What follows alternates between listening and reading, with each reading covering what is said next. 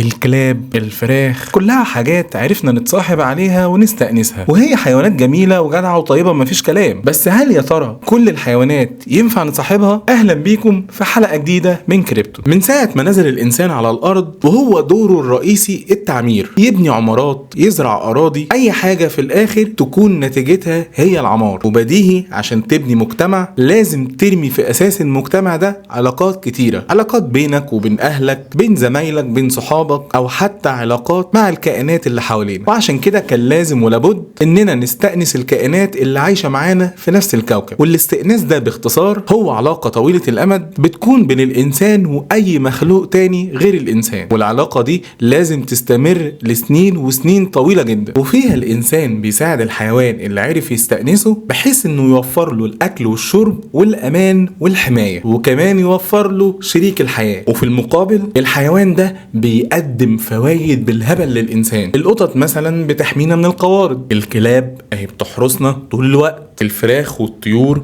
بناكل منها لحمة وبناخد البيض بتاعها، وهكذا كل الكائنات. إلا إن في حيوانات حاول الإنسان إن هو يربيها وأعلن الإنسان إنه فشل ذريع في إنه يعرف يستأنسها. رقم واحد وهو فرس النهر، أو في مصر بنقول عليه سيد قشطة، وهو واحد من أكتر الحيوانات اللي تخوف بجد. فرس النهر حيوان عاشب، يعني ملوش في اللحمة على قد كده، ودايما بيعيش في أفريقيا بالذات في جنوب الصحراء الكبرى، وهو واحد من فصيلة اسمها فصيلة البرنيقيات، واللي بالمناسبة هتلاقي فيها حيوانات تانية شبه فرس النهر جدا، زي مثلا فرس النهر القزم. فرس النهر حيوان شبه مائي، بيعيش حبة في المية وحبة على البر، وبيعيش دايما في مجموعات بتوصل أعداد المجموعة منها لحد 40 فرد. مشكلة فرس النهر مع الإنسان بتبدأ كده بالصلاة على النبي من أول حجمه. أنت بتتكلم في حيوان وزنه ممكن يوصل لحد 1800 كيلو، بينما الإنسان آخره بالكتير 120 كيلو. فتخيل أنت بتحاول تروض حيوان أضعاف وزنك. وتاني مشكلة وهي سرعة فرس النهر نفسه. فرس النهر عنده القدرة إنه يجري بسرعة 30 ميل في الساعة، بينما أسرع إنسان لحد النهاردة واللي هو العداء يوسين بولت بالكتير يوم ما جاب سرعة وصل لحد 28 ميل. يعني في أي سباق ضد أي فرس نهر، فرس النهر هيكسب وبجدارة. كمان ضيف على كل دول إن أسنان فرس النهر ضخمة جدا وقادرة إنها تسحق الإنسان بمنتهى السهولة. يعني لو مربي فرس نهر مش هينفع يقعد يعض فيك زي القطط ما بتعمل كده. وبالرغم من كل الصفات المفترسة دي وصعوبة ترويض كائن زي ده، إلا إن مزارع وصياد أمريكي اسمه ماريوس إلسو قرر إنه يشتري فرس نهر صغير ويربيه معاه لحد ما يكبر، على أمل يعني إنه لما يكبر يكون صديق وفي ليه. وبقى يتفسح معاه ويركب على ظهره، وكمان سماه هيمفري واعتبره ابن ليه. ولكن في سنة 2011 الناس تكتشف جثة ماريوس وهو مقتول وكمان مشوهة ومرمية في النهر، وده لأن ببساطة فرس النهر اللي كان مربيه قرر إنه يهجم عليه ويموته. فمهما حصل اوعى تحاول تغير في غريزة أو فطرة أي حيوان مهما كان. رقم 2 وهو ابن عم الكلب، ألا وهو الثعلب، وهو واحد من أشهر فصيلة الكلبيات على مستوى العالم، وتقريبا صفاته قريبة جدا من صفات الكلب، القوة والسرعة والمهارة والقدرة على الصيد وحاجات تانية كتير. ومع ذلك صعب قوي ان انت تلاقي حد مربي ثعلب في بيته.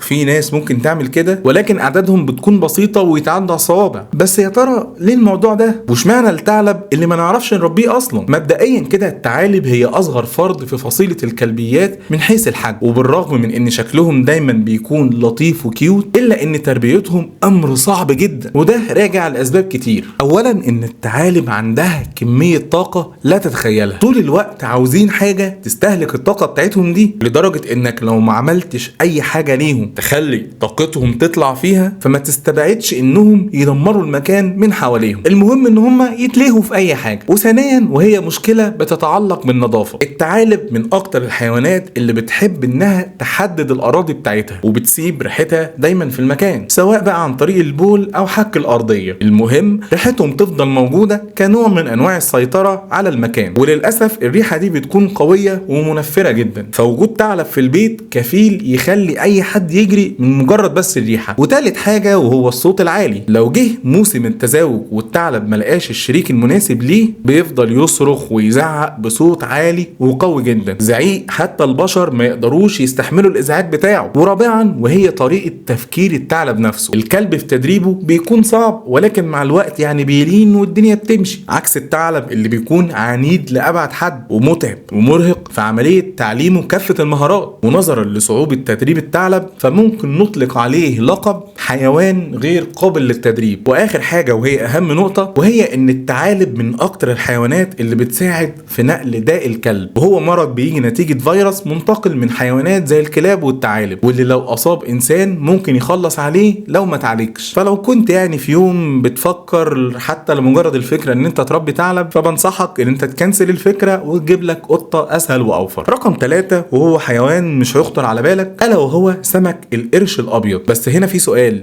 هو احنا ممكن نستأنس حيوان عايش في الميه؟ في الحقيقه ده ممكن وموجود بالفعل. ما تنساش حاجه زي الدولفين واللي بيعتبر من اقرب الاصدقاء للانسان، كمان اسماك الزينه واللي عادي ممكن تحطها في بيتك في حوض السمك بتاعها ومش هتفترسك يعني ولا حتى تأذيك. وهنا بقى نيجي لسمك القرش الابيض اللي احنا قلنا عليه. سمك القرش الابيض وهو واحد من اكبر اسماك القرش المعروفه لحد النهارده، واللي طوله ممكن يوصل لحد 6 متر ووزنه ممكن يعدي ال 2200 كيلو جرام. والنوع ده من اسماك القرش ممكن يعيش لحد 30 سنه. وزي اغلب اسماك القرش هو مش بيعتبر الانسان وجبه ليه، ومش بيهاجمه الا في حاله الجوع او ان الانسان يخترق منطقته الخاصه. وكعاده الانسان اللي لازم يدمر حياه اي حد تاني غيره، قامت محاولات كتيره جدا علشان نستأنس المخلوق ده، وكانت النتيجه ان اغلب اسماك القرش بتموت في اول يوم من ايام حبسها. واطول واحد عرف ان هو يعيش جوه حوض سباحه مخصص للموضوع ده ما عداش 16 يوم في الحبس ومات. ولان الحريه شيء غالي بالنسبه لسمك القرش الابيض، فبمجرد ان هو بيتم حبسه في حوض بيفضل يخبط دماغه كل شويه على امل انه يعني يكسر الحوض ويهرب منه، وبيفضل يضرب دماغه في الجدران دي لحد ما بيموت. والحقيقه ان الموضوع مش واقف لحد هنا وبس. اسماك القرش الابيض حيوانات بتحب السفر زي عينيها، وما ياكلش معاهم موضوع ان انت تحطه في حوض سمك ده مخصص ليه. هو عايز المحيط والبحر بحاله يعيش فيه حياته اللي ربنا خلقه ليها. كمان سمك القرش الابيض بيحتاج كميات كبيره جدا من الميه علشان يعرف يستخلص منها الاكسجين ويقدر يتنفس ويعيش. وفوق ده كله مجرد ما بيتم اسر القرش الابيض ووضعه في حوض بيكون عدواني بشكل كبير، وبيرفض اي اكل يديهوله الانسان، وعلشان ترضيه لازم ترميله اي فريسه حيه من الحجم الكبير. يعني باختصار سمك القرش الابيض الحريه عنده اهم بكتير من انه يكون محبوس والاكل يجيله لحد عنده. واخر حيوان معانا ويا رب ما اكون طولت عليكم الا وهو الحمار الوحشي. عمرك سألت نفسك ليه الحمار الوحشي بعيد عننا؟ ليه مثلا مش بنشوفه في الشارع؟ ليه مثلا ما يزقش عربيات زيه زي الحمار الطيب الغلبان اللي احنا عارفينه؟ الحمار الوحشي واحد من اشهر الحيوانات على مستوى العالم، وهو واحد من فصيلة الخيليات واللي بتضم حيوانات تانية زي الحمار والحصان وكل انواع الخيول. وعلى عكس ابن عمه الحمار، فالانسان حاول من سنين وسنين انه يستأنس الحمار الوحشي، ولكن كل المحاولات باءت بالفشل. وعلى الرغم من ان الحمار الوحشي حيوان عشبي الا انه خطير جدا على الانسان، واي مواجهه بينك وبينه ممكن تتاذى فيها اذيه جامده جدا. مشكله